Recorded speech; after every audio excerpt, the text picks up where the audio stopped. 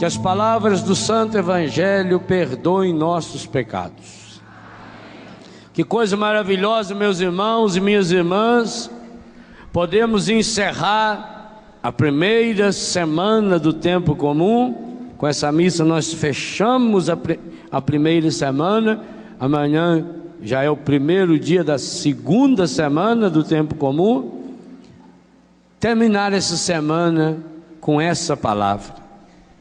Como eu queria que cada um aqui hoje pudesse deixar ecoar lá no mais íntimo do seu ser essa palavra que o Senhor olha e dirige para cada um pessoalmente. Uma das grandes armas, e eu escrevi demoradamente sobre isso no meu livro Segredos para a Cura Interior. Uma das armas mais poderosas que o demônio tem, e vocês sabem que quando eu falo demônio é porque o assunto é muito sério, que o demônio tem para nos impedir de acolhermos as graças de Deus, entre elas a cura e a libertação, é jogar na nossa cara o nosso passado. Se há uma área da sua vida, aliás, eu escrevo no livro e reafirmo aqui, a única área da nossa vida sobre a qual o demônio tem algum poder é o nosso passado. Quando não é assimilado por nós. Quando nós entramos numa atitude de ficarmos remoendo o passado, voltando ao passado, ruminando ao passado, justificando-nos pelo passado. Aquelas experiências que nós tivemos que foram negativas, e aqui não há nenhum de nós, a começar de nós sacerdotes, diáconos, nenhum de nós, que não tenhamos tido experiências negativas no passado. Aqui não existe nenhum de nós, e nem aqueles que nos veem pela televisão ou pela internet do outro lado do oceano, que não tenha feito um monte de bobagem enquanto era criança, adolescente, jovem ou adulto. Não há nenhum de nós que não tenha cometido pecados leves, pesados ou graves no passado. Esse não é o problema. O problema não é nem aquilo que a gente fez ou deixou de fazer, nem o mal que a gente fez e nem o bem que a gente deixou de fazer. A arma que o encardido tem para atazanar a nossa vida é fazer-nos apegados ao passado. E apegados ao passado, alimentamos essa barreira que impede, porque veja bem, Felipe Madre falou insistentemente sobre isso, que a grande graça para a cura, e por isso que essa tarde e a noite de hoje serão muito ricas, com a Santa Missa agora, e depois à noite a adoração ao Santíssimo, a nossa oração de cura diante do Senhor, que estará presente, que o grande instrumental da cura para nós, é sermos atingidos pelo olhar do Senhor. E meus irmãos, isso o demônio não pode impedir. O demônio não tem poder de impedir que Jesus olhe para você, que Jesus olhe para mim. Que poder ele tem então? Aí vem o nome, diabolos, aquele que se atravessa no meio. Ele fica entre você e Deus. Ele tenta entrar no meio desse olhar de Deus para nós. E um dos instrumentos que ele tem a favor dele, já que ele é o pai da mentira, o senhor da morte e o ladrão da palavra, é fazer com que você mesmo deponha contra você. É fazer com que você olhe para o seu passado, seus pecados, com lente de aumento. E começa então a se justificar: eu não mereço ser curado. Ah, eu tenho uma enfermidade, mas eu não mereço a cura, porque eu um dia cometi esse pecado. Que o demônio faz questão de pegar a cara dele e jogar a cara da gente no chão, esfregar-nos. Pois ele não tem a serviço dele o grande sistema dele chamado internet, que é para essa rede de computação demoníaca, para espalhar os erros e os defeitos da nossa vida. Você já notou como, inclusive tem gente aqui que é membro com carteirinha da internet? Sim.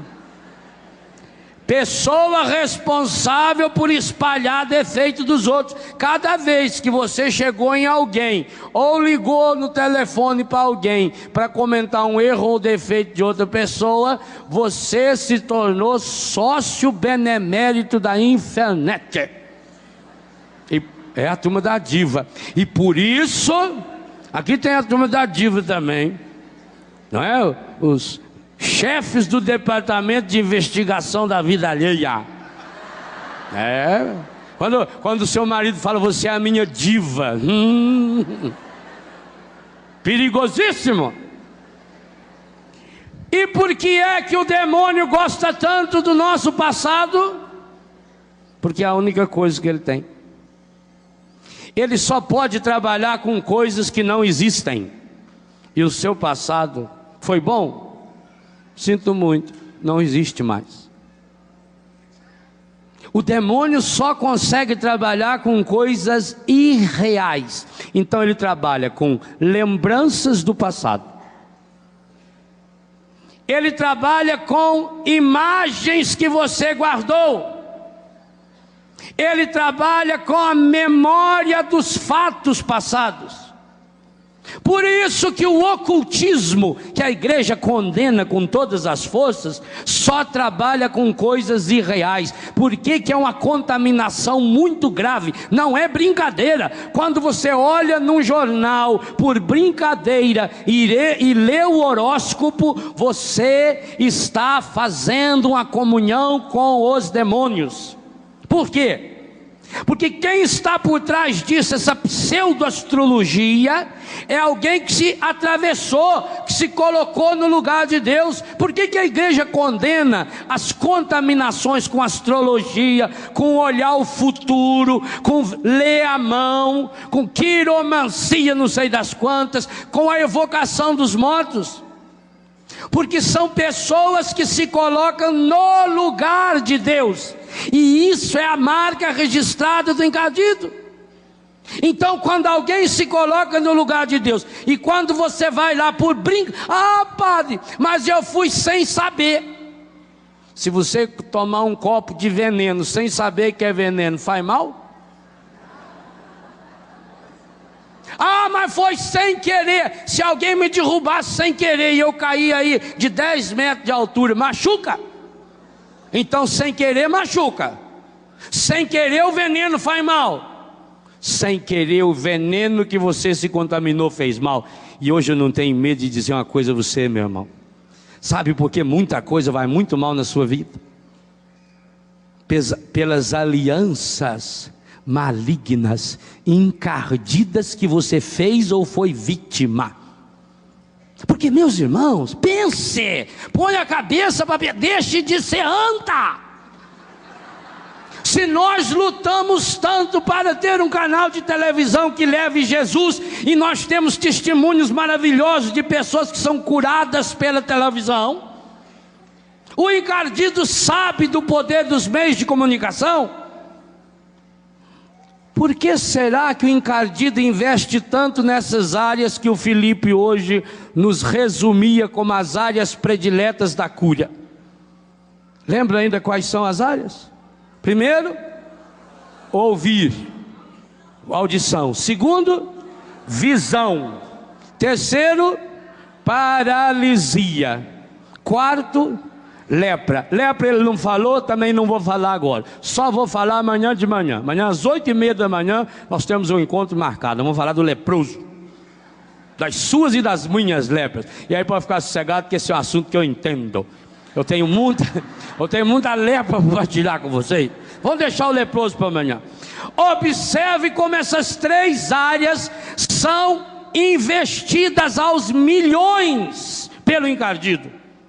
Pois há um programa que o encardido apresenta num canal de televisão aí, que oferece o prêmio para quem ganhar de R$1 milhão. Hein? 1 milhão! Para quê? Para você eliminar todas as pessoas da sua vida. Se for um parente seu que ganhar esse prêmio, meus pêsames. Porque significa que nos critérios daquele canal do lobo, aquela pessoa é a mais parecida com o encardido. Por isso ganhou o prêmio. Que coisa medonha. Porque ele investe tanto em instrumentos que primeiro atingem a nossa capacidade de ver. Já preguei muito sobre isso aqui. No meu livro Experienciar Milagres, há 2 capítulos que falam sobre isso, sobre essa cegueira. Ele investe uma fortuna no campo visual. É o campo que movimenta, por exemplo, a moda.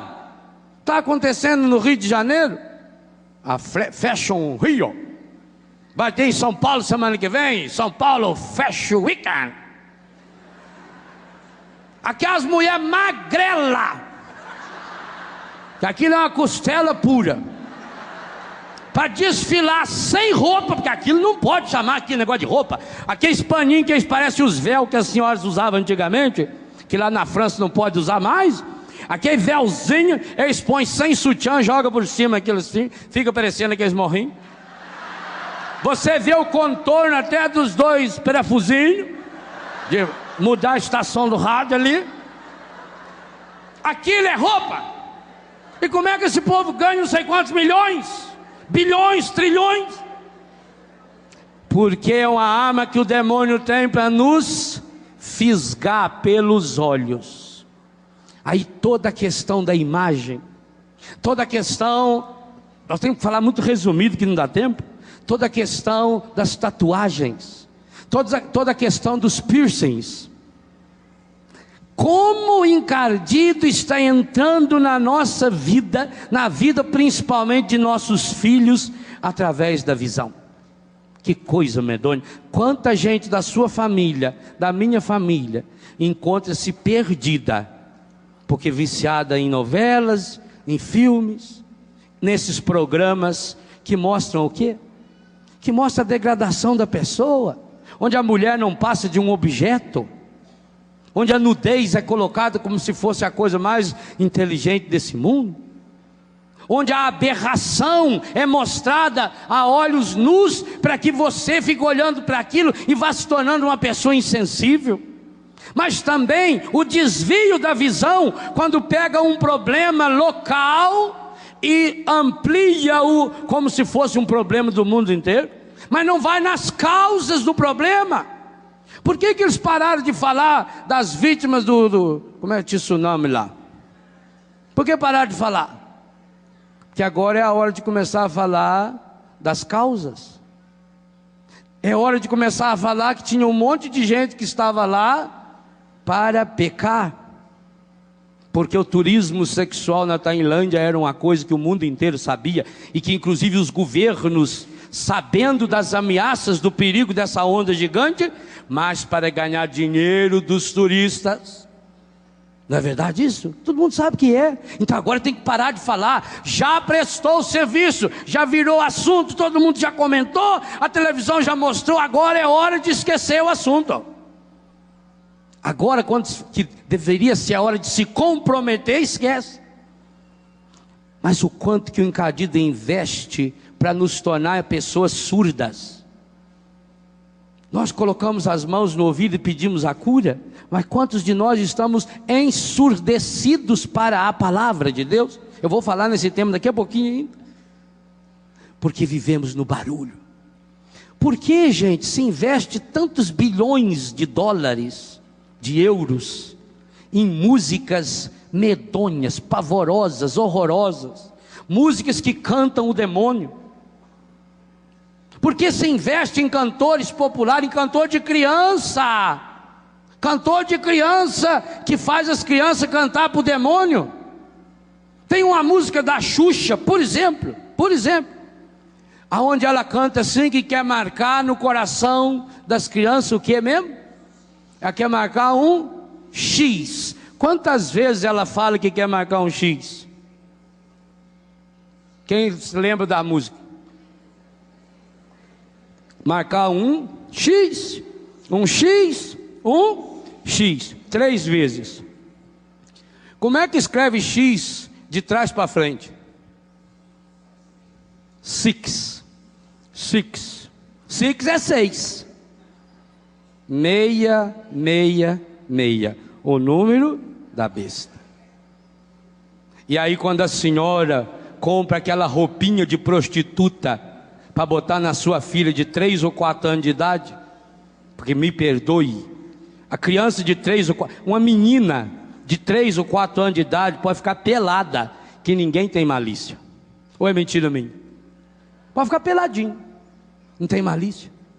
Lá no Biguá tinha família pobre, que os filhos ficavam peladinhos, a gente via, criança lá de 6, 7 anos de idade, peladinho, homem, mulher, nem louco, nem. A gente ia nadar escondido da mãe, nadava pelado. Ninguém, não tinha bobagem nenhuma. Uma criança de 5, 6 anos, pelada, não é imoral. Agora uma criança de 2 ou 3 anos de idade, vestida de prostituta, com aquela micro sainha, com aquele bustier para tapar o quê? Ela não tem seio ainda, com aquelas adereços no cabelo que só as prostitutas das novelas e dos programas infantis põem, com aquela sandália de prostituta. Aí quando acontece essas desgraças da pedofilia, por que não processa esse povo, gente? Sabe por que não processa? Porque eles estão do lado do príncipe desse mundo, e o príncipe desse mundo é o demônio. E você não pode estar mergulhado nesse mundo de trevas. Quantas e quantas pessoas que a gente ouve testemunho, quando encontra-se com o Senhor, a primeira coisa que faz é quebrar os discos de rock, os discos da música profana, da música estragada, porque hoje se sabe, a pessoa que vai ouvindo isso, vai aporcalhando o seu ouvido, vai se tornando uma pessoa contaminada. Por isso o barulho, por isso hoje tem encontros da igreja em que o povo tem medo do silêncio. Até no intervalo tem que pôr um alto-falante tocando música, porque a pessoa não consegue ficar em silêncio. Você também está vivendo essa surdez. E a paralisia? O mundo está nos transformando em pessoas paralíticas. Hoje não há muita diferença de uma pessoa que anda numa cadeira de roda para uma pessoa que anda com as pernas. Não tem muita diferença, porque ela pode ficar o tempo todo sentada no sofá, com um controle remoto na mão, aperta um botão, abre a porta, aperta um botão, fecha a janela, aperta um botão, dá descarga sozinho, aperta um botão, abre a água, você entra dentro do carro, a porta fecha sozinho, o vidro sobe, liga sozinho, liga o ar, não precisa nem ter marcha, é tudo paralítico, é assim que estão nos transformando. Mas ao lado de tudo isso, qual é o objetivo do demônio? Fazer com que você não escute a palavra de Deus. Está aí na primeira leitura. Olha o comecinho da primeira leitura. A palavra de Deus é viva, eficaz, mais cortante do que qualquer espada de 2 gumes, penetra até dividir alma e espírito, articulações e medulas, ela julga os pensamentos e as intenções do coração. Por que que nós não temos medo? Nós não queremos, nós temos medo da palavra, porque a palavra vai e entra lá no íntimo do nosso ser. Por isso que em Mateus capítulo 13, Jesus diz que o demônio fica sempre dando um jeito de roubar a palavra. Você escuta a palavra, mas ele rouba a palavra. Só que no mesmo capítulo 13, logo para frente, quando fala do joio, diz que depois que ele rouba a palavra, ele vem e semeia o joio dentro da sua vida. E é o que Ele fez na vida de muitas pessoas aqui, é o que Ele fez na vida de muitos de nós, é o que Ele fez na vida de muitos de nós sacerdotes. Infelizmente, colegas nossos, que não temos mais tempo para leitura, meditação e oração da palavra, que não damos mais ouvido à palavra, que temos compromisso com o jornal do dia, com estar a par de todos os assuntos do mundo moderno, mas que não debruçamos-nos sobre a palavra de Deus, sobre o Deus que nos fala, porque a palavra nos liberta de dentro para fora. É triste, queridos e queridas, a presença de um número tão grande de sacerdotes no acampamento de cura e libertação é uma profecia, é um sinal profético. Observem, porque muitos de nós sacerdotes que fomos ungidos, que tivemos nossas mãos ungidas para anunciar, testemunhar e fazer as pessoas tocarem o Senhor, hoje, porque deixamos de alimentar o coração com a palavra, estamos a serviço do encardido. Quantos de nós sacerdotes religiosos e consagrados estamos a serviço da divisão? Aonde o padre chega, chega a divisão, chega a fofoca, chega a calúnia, chega o pessimismo. Por quê? Porque muitos de nós sacerdotes somos bem capazes de passar uma noite inteira num comício político, somos capazes de falar sobre assuntos das mais diversas e variadas formas, mas não temos a coragem de pregar a palavra de Deus, porque ninguém pode dar aquilo que não tem, e como somos vazios, é profecia para nós, meus queridos irmãos padres, seminaristas e consagrados, é profecia. Precisamos ser homens e mulheres repletos desta palavra, para que essa palavra opere exatamente esse milagre que nós precisamos, que ela entre no mais íntimo do nosso ser, que ela arrebente aquelas coisas estragadas dentro de nós, que ela julgue os pensamentos e as intenções do nosso coração, que ela faça conosco o que está aqui, e não há criatura que possa ocultar-se diante dela, tudo está nu e descoberto aos seus olhos. Como nós precisamos de um mergulho dessa palavra, da força dessa palavra. Esse tem que ser um ano em que precisamos viver a força da palavra, a palavra que se faz carne, a palavra de Deus em nós. Não é à toa que foi recentemente inaugurado o maior espaço de evangelização do mundo, exclusivo para evangelização, está aqui, o maior espaço, não é à toa. Não é à toa que Deus está nos dando meios de comunicação para que a gente possa chegar com essa palavra aos confins da terra. Não é à toa que hoje quase 2 milhões de pessoas a cada mês acessam o site da TV, do Sistema Canção Nova de Comunicação. Não é à toa. O povo tem fome da palavra, pois você, meu irmão, você, minha irmã, que é batizado, agora grave bem o que eu vou dizer, porque é uma coisa muito dura que São Mateus fala no capítulo 13.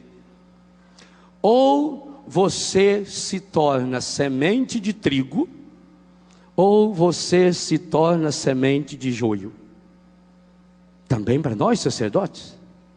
Ou nós somos a semente do trigo que se faz pão, da palavra que se faz pão, ou nós nos tornamos semeadores da palavra que dá vida, da palavra que cura, da palavra que levanta a paralisia do mundo, como essa palavra de Jesus para Mateus: segue-me, e diz que ele na hora se levantou.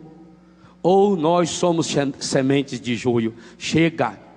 Muitos de nós aqui, a começar de nós sacerdotes, pelo nosso contra-testemunho, e muitos de nós aqui, leigos e leigas, cristãos e cristãs, estamos sendo semeadores de joio. Oh, meu irmão, tome hoje uma decisão fundamental na sua vida, para que você se torne canal de cura e libertação para o mundo. Pare de ser instrumento do encardido. É com tristeza que eu digo a você, é com tristeza que eu digo para você, minha irmã, menina, aqui tem moças que têm o corpo maravilhoso, embora eu não estou vendo, eu imagino. Tem moças e rapazes que têm o corpo fantástico, mas é uma pena que esse corpo tão bonito está sendo usado pelo demônio. Que pena.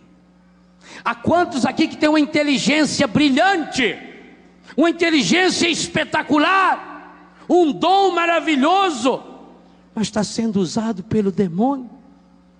Quantos aqui têm dons artísticos que estão sendo usados pelo demônio?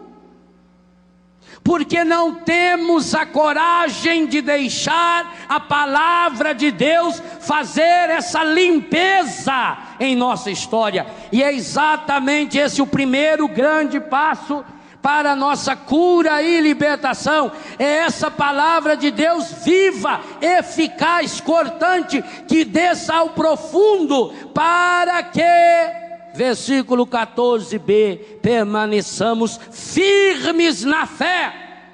Essa expressão firmes na fé, não pense você que firmes na fé significa você estar parado sem se tremer. Firmes significa saudável. Você deve ter ouvido Felipe Madre falar a palavra santé, e a Gisela traduzir por saúde, por saudável. É mais ou menos a mesma ligação da palavra.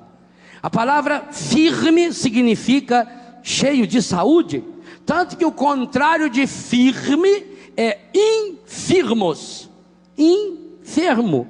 Daí vem enfermaria, enfermidade, enfermeiro.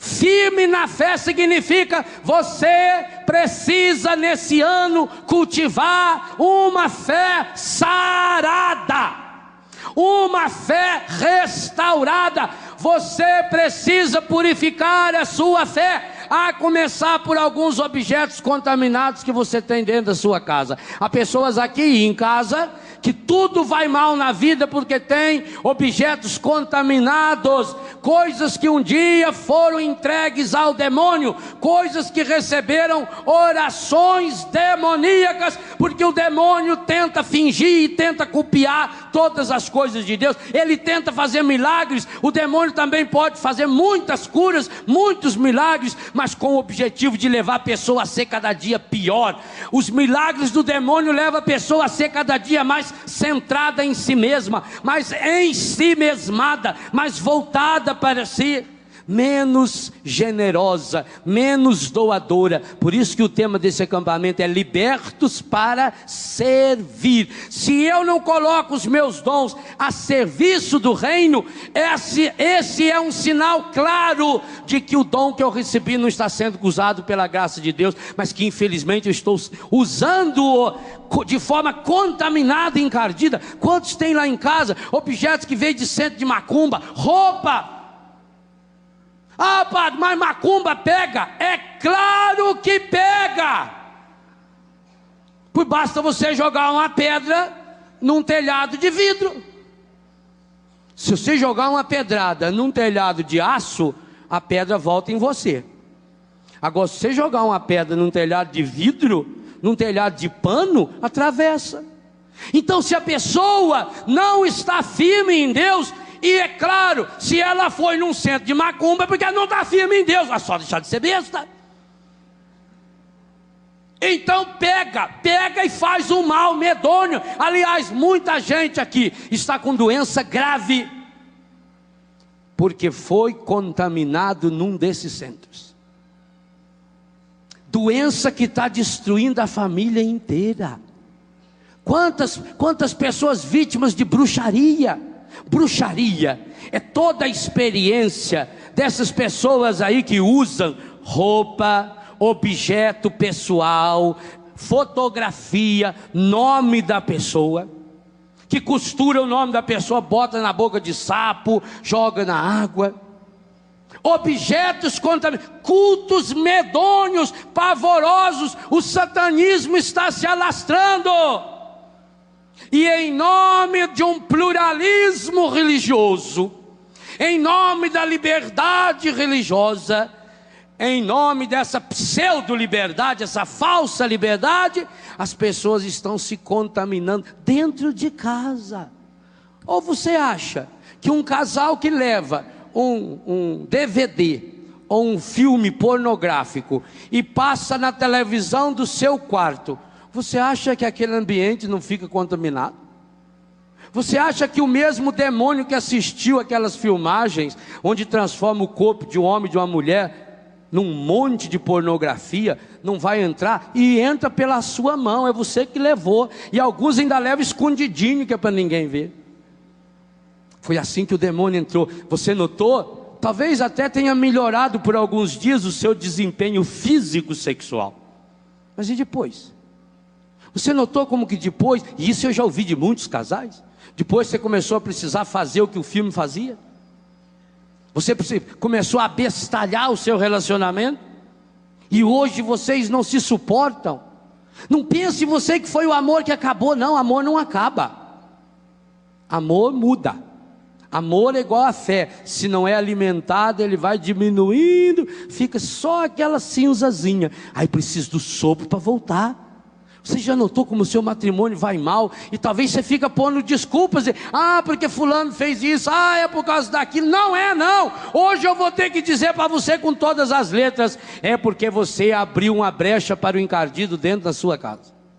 E enquanto ele não sair de lá, o seu matrimônio não vai melhorar, o seu filho não vai conseguir se libertar da droga, sua filha não vai sair dessa vida prostituída que está vivendo, e aquele clima da sua família, de discussão, de briga, de ofensas, igualzinho o testemunho daquele senhor paralítico lá em Lourdes, enquanto o demônio não sair de dentro da sua casa, nada melhora, e só tem um jeito do demônio sair de dentro da sua casa: leve Jesus lá para dentro. A hora que Jesus chega, meu filho, ele vai embora.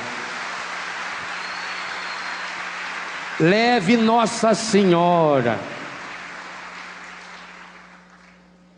Quantas vezes que eu deito na minha cama hoje, como um homem que tenho quase 300 filhos, que já tenho a maior parte dos meus cabelos brancos, embora eu mesmo os pintei de branco, que é para combinar com a hóstia. Fica uma coisa, na televisão fica mais, fotografia melhor. Quantas vezes que eu deito no meu travesseiro e diante dos problemas que acontecem com os meus filhos, os meus consagrados, eu começo a rezar e a pedir a força de Deus. Quantas vezes eu me lembro de mamãe, quem sabe mamãe está assistindo, benção mãe. Me lembro de mamãe, quando ela enfiava embaixo do colchão uma santa correia que ela tinha. Uma santa correia mesmo, não é aquela que ela dava na gente não. Com aquela ela não dava na gente, graças a Deus. Ou senão, palha benta do domingo de Ramos. Como é que a nossa mãe simples, sem estudo, lá do Biguá, como é que ela sabia que precisava ligar algo de sagrado na cama do filho? Como é que nossas mães sabiam disso? E hoje, ô mãe, ô pai, me desculpa a honestidade que eu tenho que falar com você, estou até falando num tom mais baixo, que é para não machucar muito. O que você está pondo na cama do seu filho? Ou você bota Deus, ou o encardido não vai sair de lá. É hora de abrirmos escancaradamente as portas do nosso coração, para que o Senhor entre, esteja em nosso meio, e nós possamos dizer lá dentro da nossa casa que nós o vemos, porque há um apelo no coração da sua e da minha família: queremos ver Jesus. Mais do que isso, nesse acampamento nós estamos aprendendo: queremos ser vistos por Jesus. Deixe Jesus enxergar você. Mas como é que você quer que Jesus enxergue se você está vivendo nessa vida mascarada, contaminada? Você que diz que acredita em tudo, quem diz que acredita em tudo não acredita em nada, e quem diz que não acredita em nada, acredita em tudo. O ser humano moderno, eu falei isso semana passada no Recife, o ser humano moderno, ele só acredita nele mesmo. É hora de que um salto na fé. Para isso, você precisa entregar hoje o seu passado para Deus. Vou insistir nessa missa e vou insistir na adoração hoje à noite. Você precisa entregar. E o que é que significa? E também vou insistir nisso amanhã, 8h30 da manhã, quando falarmos do leproso curado. Por que eu estou insistindo nisso? Porque você hoje precisa fazer como Levi, como Mateus no Evangelho. Você precisa dar um salto.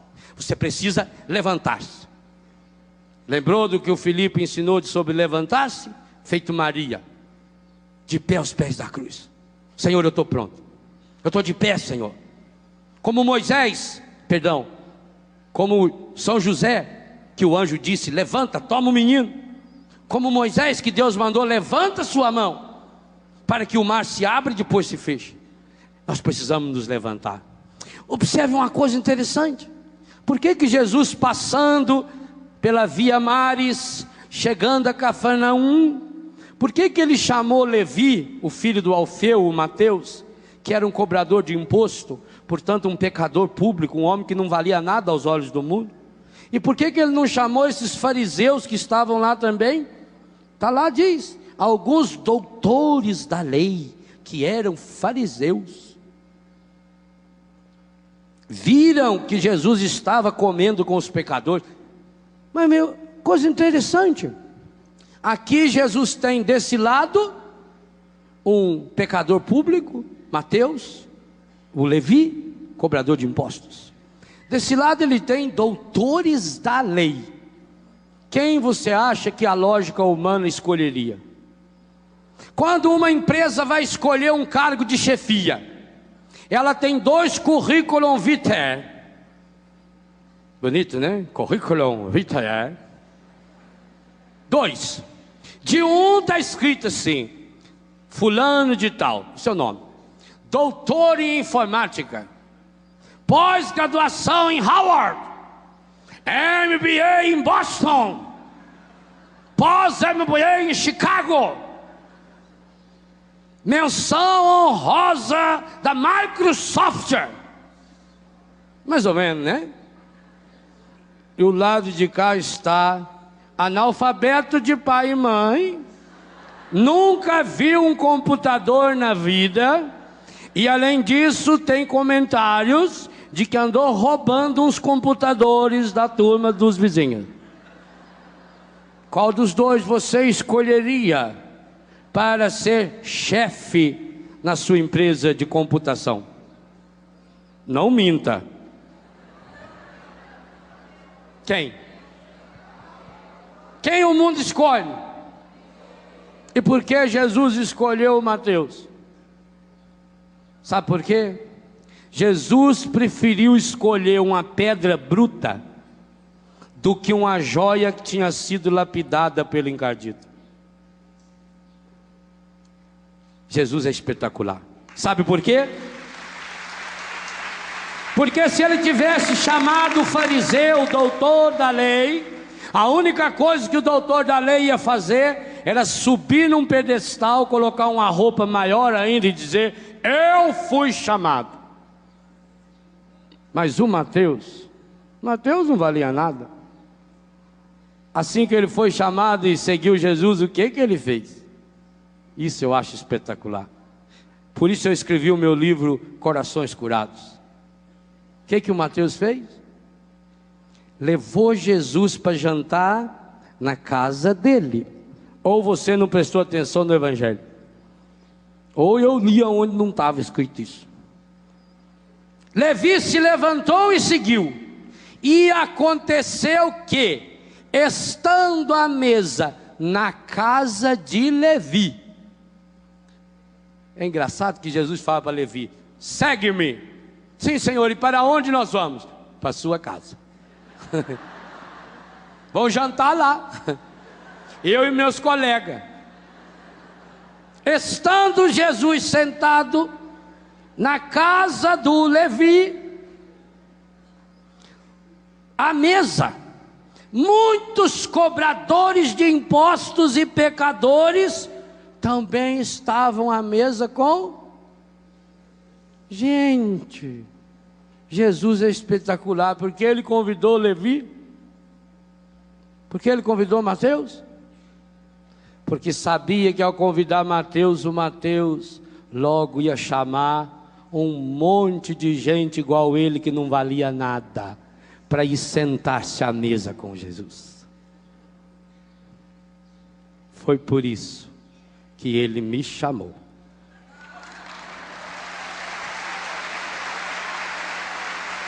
Foi por isso que ele chamou você.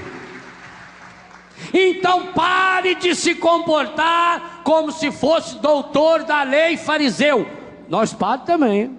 Principalmente nós. Ou nós paramos de comportar-nos como eles, ou nós vamos ficar no time deles.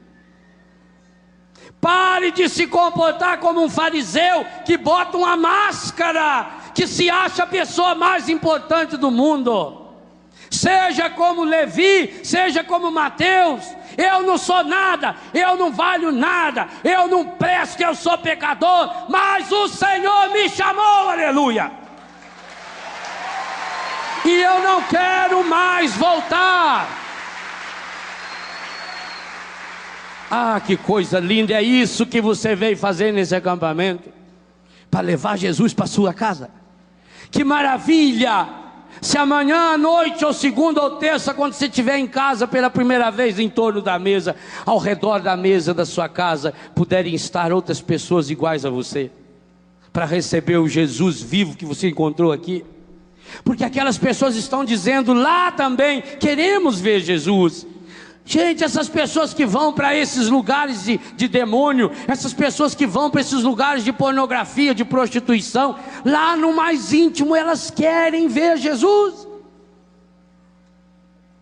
Mas se querem ver Jesus, padre, por que então não vem na igreja? Vem na igreja e se encontra conosco. Um bando de publicanos, mas que se comporta como se fosse fariseu, que ficamos julgando e condenando as pessoas. Aí como é que ele não tem jeito? É hora de tirar a máscara. É hora de deixar a palavra de Deus entrar lá nas nossas medulas, lá no mais íntimo do nosso ser, e expulsar daí aquilo que em nós não pertence a Deus. Essa pergunta você tem que responder até a adoração de hoje à noite. Só você pode responder. Você vai precisar hoje de um momento de silêncio entre o final da missa e o começo da adoração. A adoração começa às 9 horas. Você vai precisar de um momento de silêncio, embaixo de uma árvore, ou na hora que estiver tomando banho, fazendo xixi, não interessa. Sim, um momento de silêncio, só você. E você precisa perguntar: o que está em mim, em minha vida e em minha casa, que eu sei que não pertence ao Senhor? Segunda coisa, você precisa trazer para essa noite o seu passado. Se foi bonito ou feio, tanto faz. Você precisa tomar a decisão que Mateus tomou. Na mesma hora ele se levantou e passou a seguir Jesus. Ele não se justificou. Jesus não perguntou para ele: ô Mateus, você teve algum problema, algum trauma psicológico na infância que levou você a roubar tanto, Mateus? Qual é o seu problema? Mateus, meu querido, você teve algum problema? Vem cá que eu vou fazer uma oração para você, porque você teve um trauma na infância, aonde o seu pai não dava dinheiro para você, então você se tornou esse ladrãozinho profissional, Mateus. Jesus não fez nenhuma pergunta sobre o passado de Mateus. Por quê? Porque Mateus sabia muito bem quem ele era. Tanto que levou para sua casa junto com Jesus essas pessoas que, como ele, estavam mergulhadas no pecado. É isso que nós precisamos nos tornar. Nós precisamos ser pessoas libertas para servir e não para outra coisa. Por que que Deus vai me curar? Em primeiro lugar, porque Ele me ama com amor infinito, com amor eterno, e não há nenhum pecado que você tenha cometido nesse mundo que possa impedir o amor de Deus de chegar até você. Essa é a grande certeza que Jesus veio nos falar. A grande certeza que a Bíblia nos dá não é de que existe pecado em nossa vida, coisa maravilhosa. A Bíblia não veio no mundo para mostrar você tem pecado, você tem pecado. Essa não é a função pedagógica da Bíblia. A função pedagógica da Bíblia é dizer: Deus é maior que o seu pecado. Essa é a verdade fundamental da Bíblia. A verdade fundamental da Bíblia não é explicar as causas da doença. O próprio catecismo da Igreja Católica afirma que há uma intimidade entre a doença e o pecado, que há uma íntima relação, que nós não sabemos bem qual é. Sabemos que ela existe, mas o mesmo catecismo afirma: o nosso Deus é maior do que as nossas enfermidades, sejam elas quais forem, sejam físicas, psíquicas, afetivas, sexuais, espirituais. Deus é maior. Outra coisa fundamental que nós precisamos tomar posse para pormos em andamento a graça da cura em nossa vida: nossos pecados já foram derrotados pelo sangue de nosso Senhor Jesus Cristo no Calvário. Ele tomou sobre si as nossas enfermidades. E se há uma coisa que nós não podemos duvidar, é de que Jesus fosse a verdade, de que Jesus falasse a verdade. E entre as muitas verdades que Jesus falou, talvez você até não possa não aceitar a partir da sua visão de mundo, de Deus ou de igreja, mas não negue, por favor. Porque quando Jesus falou da ação do maligno no mundo, Jesus não estava falando pura e simplesmente de uma forçazinha mental negativa, a somatória do mal que existe entre nós. Não, Jesus estava falando de um anjo decaído, do príncipe desse mundo, que tem ódio terrível de Deus e ódio terrível do ser humano. Não pense você, meu irmão, minha irmã, meu filho, minha filha, que o demônio ama você. Ele não ama ninguém. Ele não tem amor, ele é ódio puro. Ele tem ódio de você, ele tem horror a você. E se ele hoje está dando aquilo que você quer, é só para adoçar a sua boca e depois jogar o anzol e pescar você. Porque depois que você estiver no anzol dele, então ele vai fazer de você gato e sapato. Olha no que o demônio transforma as pessoas quando ele consegue dominá-las. Quando o demônio consegue possuir uma pessoa, a pessoa fica fisicamente deformada, a pessoa fede enxofre.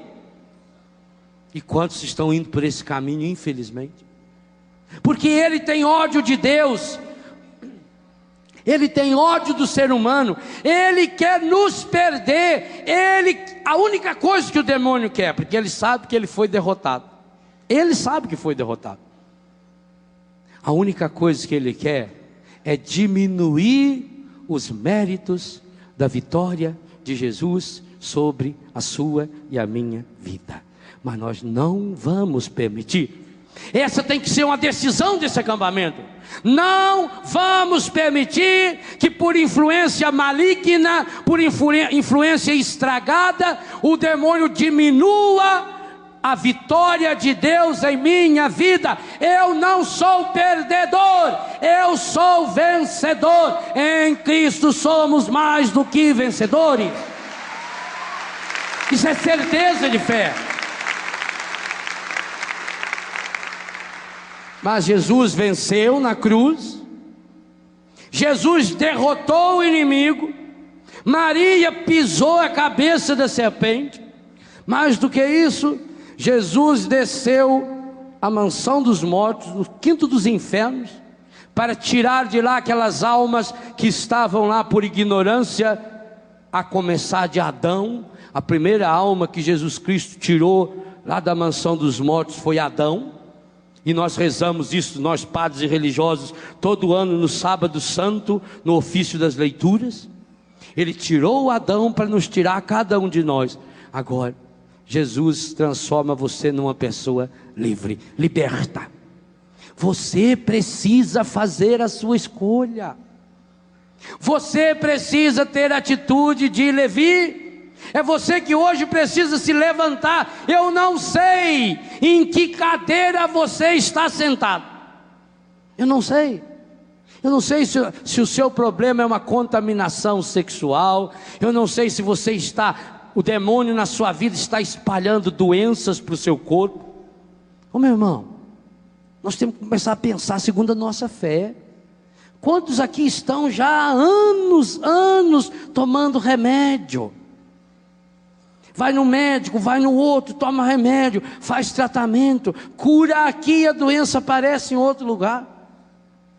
Faz os exames, não aparece nada. Ô meu irmão, é hora da gente ser humilde e reconhecer, peraí, aqui poderá ter uma influência maligna sim.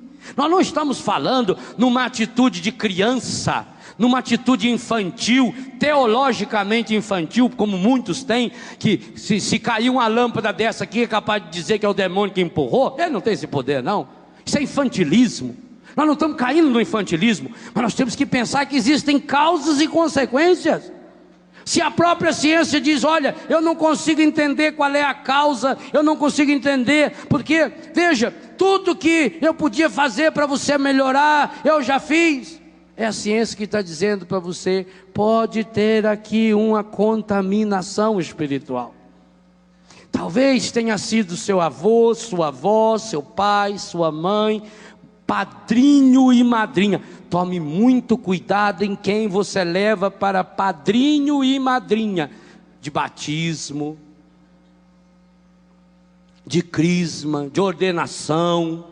Padrinho e madrinha, seja do que for, muito cuidado, porque como eles têm o poder de abençoar você, eles têm o poder de amaldiçoar você.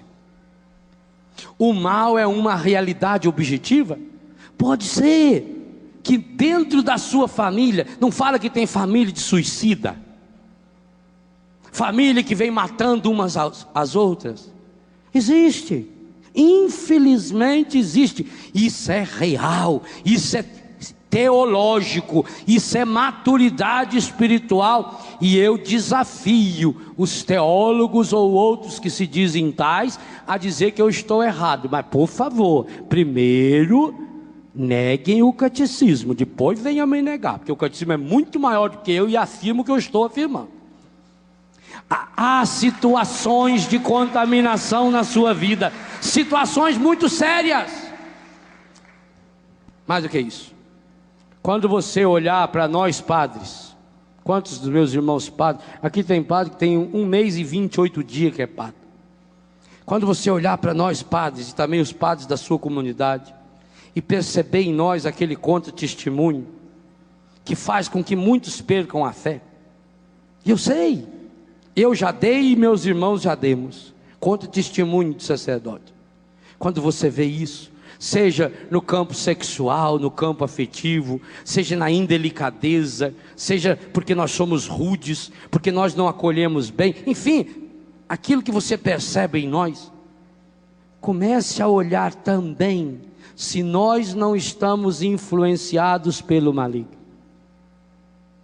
Mas padre, se eu descobrir que o senhor, padre Léo, ou um outro padre estejam contaminados pelo demônio, ele se traveste em anjo de luz, o que eu posso fazer?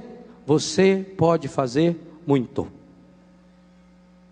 Uma Ave Maria que você rezasse com muita fé, seria uma alavanca poderosa para tirar-me ou alguns dos meus colegas padres do fundo do inferno em que nós estamos nos mergulhando.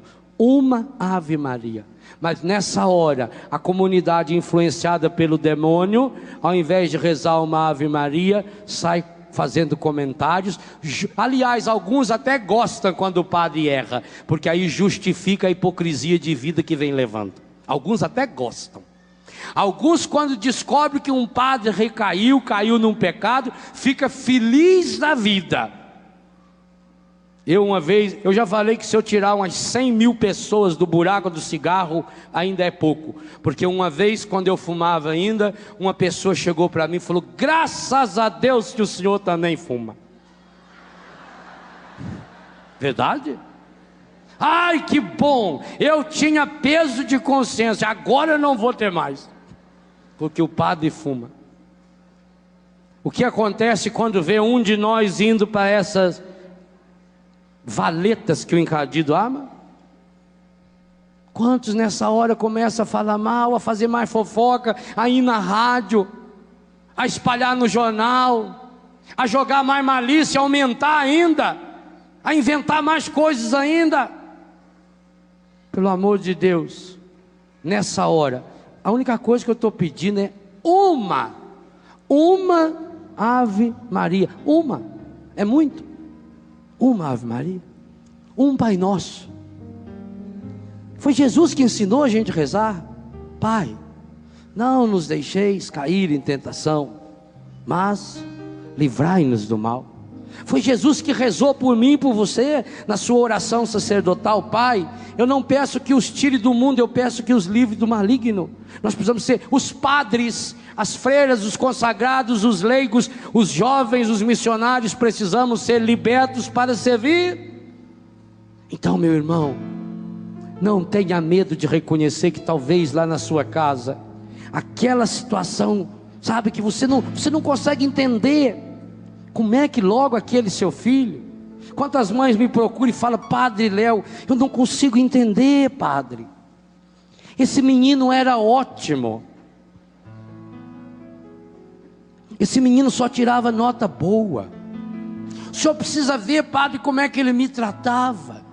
Ele sentava no meu colo, ele beijava meu marido. Padre, de uma hora para outra, padre, ele mudou por completo. Até a fisionomia dele, o olhar dele. Agora ele está aí nas drogas. Minha irmã, há uma poderosa influência maligna que está levando o seu menino para esse buraco. E se você não tirá-lo a tempo, ele vai para o inferno. É duro, eu sei que é. Eu tenho filhos assim. Aquele vício que você não consegue sair dele. Aliás, estamos a poucos dias da quaresma. Amanhã Dom Alberto vai fazer o lançamento do Retiro Popular aqui, amanhã de manhã. E eu convido você de fato a ter o livrinho na mão para fazer esse retiro. É uma arma poderosa, meus irmãos. Quem sabe a quaresma desse ano não será para você um caminho de libertação, porque você não consegue romper com aquele vício. Sabe por quê? Por mais que você lute contra aquele vício tem a marca registrada do demônio. Alguns que estão com doenças graves, na raiz dessa sua enfermidade está uma contaminação demoníaca. Padre, mas o que eu posso fazer, padre? Se a minha avó que um dia me levou lá num lugar aonde fazem oferenda, aonde matavam um bezerro, aonde derramaram sangue em cima de mim ou da minha roupa, ela já morreu, como é que eu vou desfazer? Vou dizer uma coisa a você, não precisa nem desfazer, que foi tão mal feito, que basta você tomar posse da graça de Deus e conscientemente romper. Mas padre, é tão fácil assim? Não, romper não é fácil. Mas como é que você contraiu núpcias com o seu marido ou a sua mulher? Não foi falando? Eu te recebo, por minha mulher te prometo ser fiel na alegria, na tristeza, saúde, doença, amando você, respeitando você todos os dias da minha vida. Não foi falando? Foi uma palavra objetiva que você disse, conscientemente do que estava dizendo, e a partir daquele momento você se tornou marido e mulher. Daqui a pouco nós padres vamos estender nossa mão no altar e vamos proclamar: tomai e comei todos vós, isto é o meu corpo. Eu estou na fórmula antiga ainda. Isto é meu sangue. E aquele pão, está lá, é pão, é vinho. vai se transformar no corpo, no sangue, na alma e na divindade de nosso Senhor Jesus Cristo. E se nós, padres, não emprestarmos nossa mão e nossa voz, o Espírito Santo não tem poder de transformar aquele pão e aquele vinho no corpo e no sangue de Jesus. Ele precisa da mão e da voz pecadora desse ou desses sacerdotes. Entende o que eu quero dizer com a decisão? É isso que você precisa fazer. Hoje eu convido você a romper definitivamente, conscientemente, e eu vou retomar essas palavras na adoração hoje à noite. A romper definitivamente, a quebrar todo e qualquer vínculo que ainda tiver na sua vida com o demônio. E se você tiver dúvida sobre alguns desses vínculos, não saia desse acampamento sem levar o livro Sim, Sim, Não, Não, onde está muito claro as amarras que o demônio faz para nos prender. Porque hoje Jesus passa na mesa da sua vida, olha para você e para mim e diz: vem, siga-me. E ainda afirma no final: eu não vim chamar os justos, eu vim chamar os pecadores. Os sãos não precisam de médicos. Então você pode dizer para Deus: eu preciso agora do Senhor. Sim, Senhor, eu reconheço a minha iniquidade, eu reconheço o meu pecado, eu reconheço a minha miséria. Eu preciso da tua graça, Senhor. Vá se pondo de pé, nessa atitude de um exército que assume, que acolhe a graça de Deus na sua vida. Senhor, eu preciso, eu necessito, Senhor, eu necessito mergulhar hoje a minha história, Senhor, no seu coração chagado. Eu preciso hoje dar um passo, Senhor, rumo à minha libertação. Eu não quero sair desse acampamento, Senhor, antes de receber a graça da cura e da libertação. Eu vim aqui, Senhor, para ser curado e para ser liberto para servir, liberto para amar. Eu preciso dessa libertação, eu preciso dessa restauração, eu preciso dessa cura, Senhor. Conscientemente, Senhor, eu renuncio ao demônio, autor e princípio do pecado. Eu renuncio ao demônio com todos os seus espíritos assassinos e mentirosos. Eu renuncio às falsas doutrinas. Eu renuncio Satanás e todos os seus anjos. Eu renuncio todas as doutrinas de evocação dos mortos.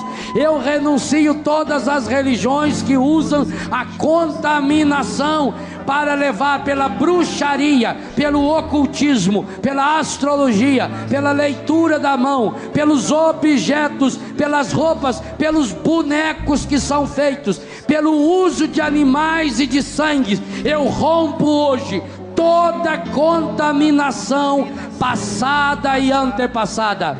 Eu quero renunciar nessa tarde o espírito de pornografia, o espírito de homossexualismo, o espírito de lesbianismo. Eu renuncio esse espírito de adultério, eu renuncio o espírito da mentira, eu renuncio o espírito da violência, eu renuncio o espírito da fofoca, eu renuncio o espírito da ganância, eu renuncio o espírito do orgulho, da vaidade, da prepotência. Nessa tarde, Senhor, eu renuncio o espírito da gula, que tem me transformado numa pessoa dependente das coisas, dependente da comida, dependente do ter. Eu renuncio, Senhor. Eu renuncio, Senhor, esses programas de televisão que levam-me cada vez mais para o fundo desse abismo do pecado. Eu renuncio. Eu renuncio esse espírito de depressão. Eu renuncio esse espírito de cansaço. Eu renuncio esse espírito de fadiga. Eu renuncio esse espírito da mentira e da fofoca, que vai desunindo os irmãos da comunidade. Hoje eu renuncio, na minha árvore genealógica, todas as contaminações que foram feitas por pactos demoníacos com objetos que foram um dia reservados ao demônio. Eu renuncio. Eu renuncio em nome de nosso Senhor Jesus Cristo, a quem eu proclamo como meu Senhor e Salvador, como meu libertador, como Senhor da minha vida, o Senhor do meu presente, o Senhor do meu passado, o Senhor da minha história. Eu tomo posse da graça de Deus em minha vida agora, conscientemente, pela intercessão de Maria, Mãe Santíssima, a Virgem que pisou a cabeça do demônio. Eu renuncio Satanás com todos os falsos nomes, com todos os espíritos de indiferença, de hipocrisia, de ateísmo, de falsa liberdade, de humanismo estragado, e declaro o senhorio de Jesus em minha vida, em todo o meu ser, no meu pensar, no meu agir, no meu sentir, no meu falar, no meu ouvir. Eu consagro o meu ouvido ao senhorio de Jesus, eu consagro os meus olhos ao senhorio de Jesus, eu consagro a minha boca ao senhorio de Jesus, eu consagro o meu corpo, a minha sexualidade, a minha afetividade, o meu coração ao senhorio de Jesus. Eu consagro a minha casa ao senhorio de Jesus, eu consagro meus bens, o meu automóvel ao senhorio de Jesus, eu consagro a minha televisão, o meu videocassete, o meu DVD ao senhorio de Jesus. Tu és o Senhor da minha vida, e hoje eu tomo a decisão de não servir a nenhum outro Senhor, porque Tu és o meu Senhor, o meu único Senhor. Que ao nome de Jesus todo joelho se dobre no céu, na terra, no inferno, e toda língua proclame para a glória de Deus Pai: Jesus Cristo é